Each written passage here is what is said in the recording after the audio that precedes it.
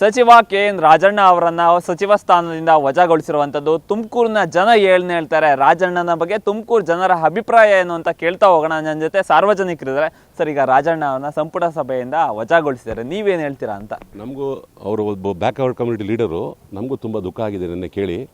ಇದೇನು ಅಂತ ನಮಗೂ ಗೊತ್ತಾಗ್ತಿಲ್ಲ. ಅದನ್ನು ನಾವೆಲ್ಲ ಪ್ರತಿಭಟನೆ ಮಾಡ್ತೀವಿ. ಇದನ್ನು ಒಬ್ಬ ಹಿಂದುಳಿದ ವರ್ಗದ ಲೀಡ್ರ್ ಅವರು, ಆಮೇಲೆ ಮಾಸ್ ಲೀಡ್ರ್ ಅವರಲ್ಲ, ಅವರು ಯಾವುದೋ ಜಾತಿ ಪಾತಿ ಮಾಡಿದವರಲ್ಲ, ಅಂಥ ಲೀಡ್ರನ್ನ ಇವತ್ತು ತೆಗೆದಾಕವ್ರೆ. ಅದಕ್ಕೆ ನಾವು ಪ್ರತಿಭಟನೆ ಮಾಡ್ತೀವಿ ಸರ್. ಸರ್, ಈಗ ಇಲ್ಲ ಒಂದು ಕಡೆ ಸಿದ್ದರಾಮಯ್ಯ ಅವರ ಬಣದಲ್ಲಿ ಗುರುತಿಸ್ಕೊಂಡಿದ್ರು, ಅದೇ ಒಂದು ಕಾರಣ ಆಯಿತಾ ಅಂತ?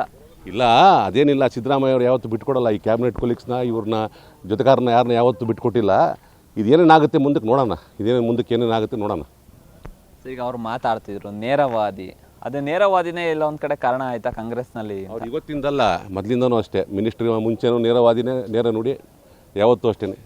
ಇವತ್ತಿಂದಲ್ಲ, ಅವರು ಮಿನಿಸ್ಟರ್ ಆದಮೇಲೆ ನೇರ ಮಾತಾಡೋದಲ್ಲ. ಮೊದಲಿಂದನೂ ಅವ್ರು ಅದೇ ಅವ್ರದ್ದು ಸ್ವಭಾವನೆ ಅಂತದ್ದು ಇದ್ದಂಗೆ ಹೇಳ್ತಿದ್ರು.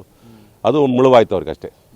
ಸರ್, ಈಗ ರಾಜೀನಾಮೆ ತಗೋಬೇಕಾಗಿತ್ತು ಅನ್ನೋಂಥದ್ದು, ಈಗ ವಜಾ ಮಾಡಿದ್ದು ಎಷ್ಟು ಸರಿ ಅಂತ? ಅಷ್ಟು ದೊಡ್ಡ ಸಚಿವರಾಗಿದ್ರು, ಒಳ್ಳೆ ಕೆಲಸ ಮಾಡ್ತಾರೆ, ಅಂಥವ್ರನ್ನ ಈ ರೀತಿ ಮಾಡೋದು ಎಷ್ಟು ಸರಿ ಅಂತ? ಇದು ಹೈಕಮಾಂಡಿಂದ ಬಂದಿರ್ತದೆ ಅವ್ರಿಗೆ. ಇದು ಯಾರ್ದು ಏನು ಪ್ರೆಷರ್ ಇರಲ್ಲ, ಏನಿಲ್ಲ. ಅವ್ರು ಹೇಳಿದ್ರೆ ನನ್ನ ಅಸೆಂಬ್ಲಿಲಿ ನಾನು ಹೈಕಮಾಂಡಿಗೆ ಬೆಲೆ ಕೊಡ್ತೀನಿ, ಅದು ಅವ್ರ ವಿರುದ್ಧವಾಗಿ ಹೋಗಲ್ಲ ಅಂತ ಹೇಳಿದ್ದಾರೆ. ಮುಂದಕ್ಕೆ ಏನೇನಾಗುತ್ತೆ ನೋಡೋಣ. ಷಡ್ಯಂತ್ರ ಆಗ್ತಾ ಇದೆ ಅಂದಮೇಲೆ ಅಂತಾರೆ, ಷಡ್ಯಂತ್ರ ಆಗುತ್ತಾ ಸರ್ ನಿಮ್ಮ ಪ್ರಕಾರ? ಆಗಿದೆಯಾ? ಅದನ್ನು ಹೇಳ್ತಾರೆ. ಅದು ಯಾರ್ಯಾರು ಮಾಡೋರು ಷಡ್ಯಂತ್ರ, ಅದರಿಂದ ಯಾರ್ಯಾರು ಇದ್ದಾರೆ ಅಂತ ಇದನ್ನು ಡಿಸ್ಕ್ಲೋಸ್ ಮಾಡ್ತಾರೆ ಎಲ್ಲ ಕಡೆ.